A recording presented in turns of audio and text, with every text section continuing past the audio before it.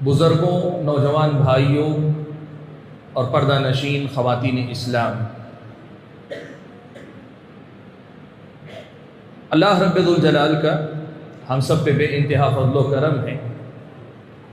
کہ اس نے آج اس کے اس گھر میں ہم سب کو اکٹھا ہونے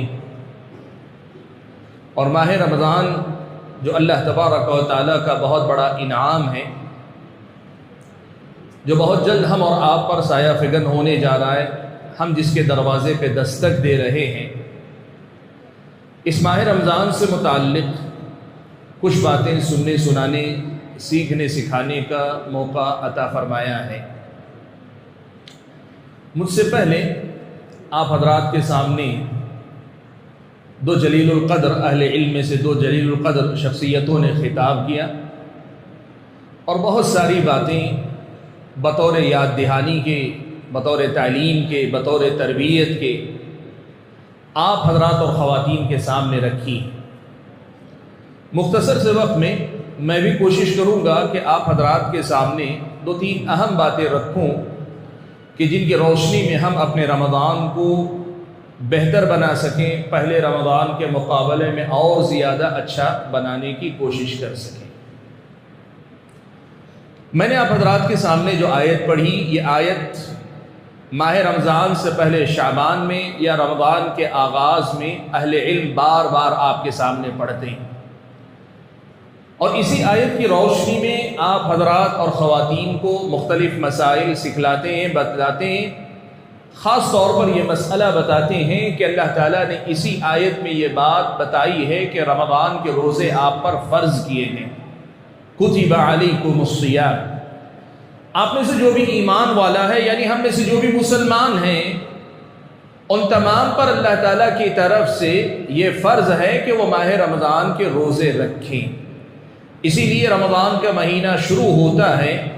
تو ہر صاحب استطاعت جس پر روزہ فرض ہے وہ یقینی طور پر روزہ رکھنے کی کوشش کرتا ہے۔ مجھے آج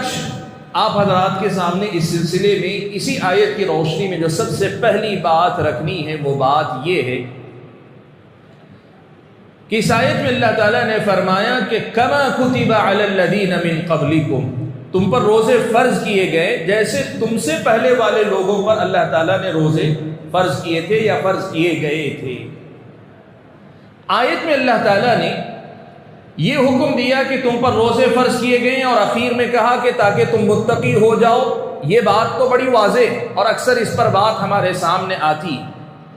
لیکن یہ جو بات اللہ تعالیٰ نے کہی ہے کہ تم سے پہلے والے لوگوں پر بھی روزے فرض کیے گئے تھے، اس بات کے یہاں تذکرے کا مقصد کیا ہے؟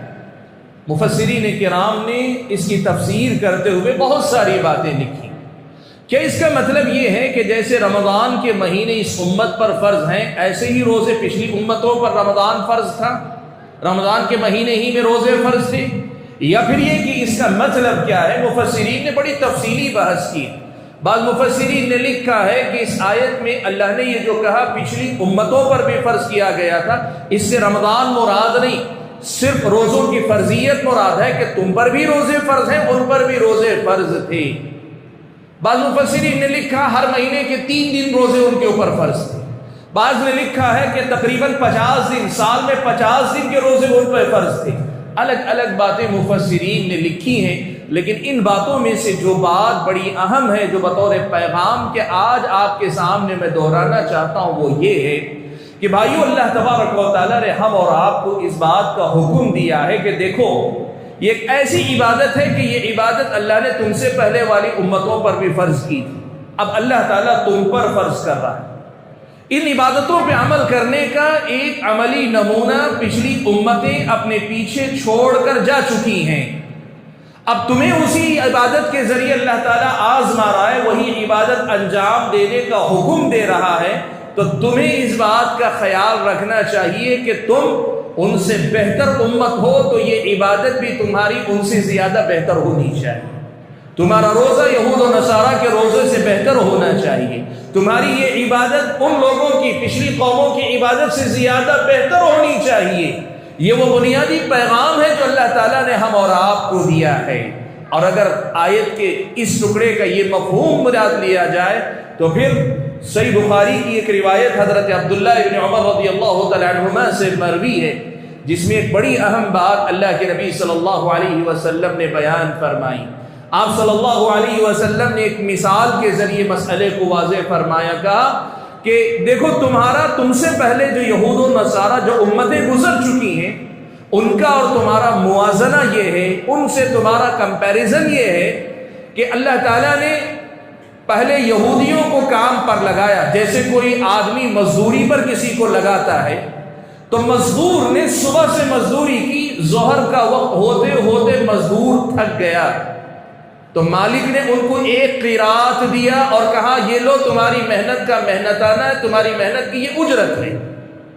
پھر اس کے بعد دوسرے مزدور کو کام پہ لگایا، یعنی دوسری قوم کو اللہ نے مکلف کیا، وہ نصارہ ہیں، عیسیٰ علیہ السلام کی قوم ہے، کہ انہوں نے ظہر سے لے کر عصر تک محنت کی اور عصر آتے آتے وہ تھک گئے، مالک نے ان کو ایک قیراط اجرت کے طور پہ دیا، کہا یہ تمہاری محنت کا محنتانہ ہے، تمہاری کوشش کی یہ اجرت ہے، تمہارے عمل کا یہ بدلہ ہے۔ اور پھر اس کے بعد امت محمدیہ کو تیسرے نوکر کو مالک نے کام پہ لگایا، جنہوں نے عصر سے لے کر مغرب تک محنت کی، دن مکمل کیا، کام کو انجام تک پہنچایا، اختتام تک پہنچایا۔ مالک نے ان کو 2 قیراط عطا کیے، سب کو دونوں کو ایک ایک قیراط، لیکن اس آخری مزدور کو 2 قیراط دیے، تیسرے مزدور کو دگنی اجرت دی۔ تو پہلے 2 مزدوروں نے پوچھا،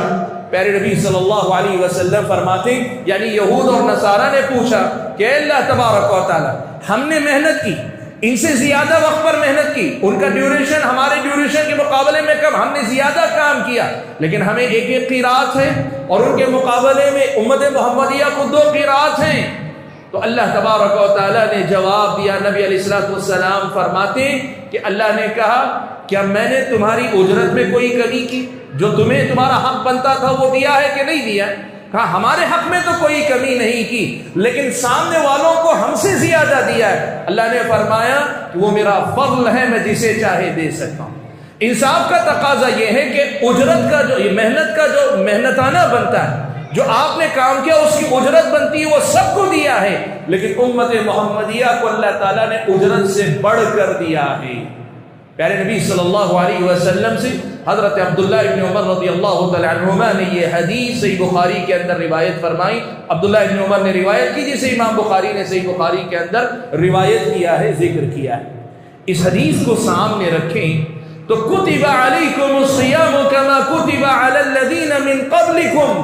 اس آیت کا سیدھا پیغام یہ ہے کہ دیکھو اللہ تبارک و تعالیٰ نے امت محمدیہ کو گرچہ بعد میں بھیجا ہے، لیکن اللہ تعالیٰ کی دین، اللہ تعالیٰ کا انعام، اللہ تعالیٰ کی طرف سے اجر، اللہ تعالیٰ اس امت کو زیادہ دیتا ہے پچھلی امتوں کے مقابلے میں۔ اسی لیے صحیح مسلم کی روایت میں اللہ کے نبی صلی اللہ علیہ وسلم نے بیان فرمایا، کہا نحن الآخرون السابقون یوم القیامہ یا الاولون یوم القیامہ۔ اللہ کے نبی نے کہا ہم آئے تو سب سے اخیر میں ہیں،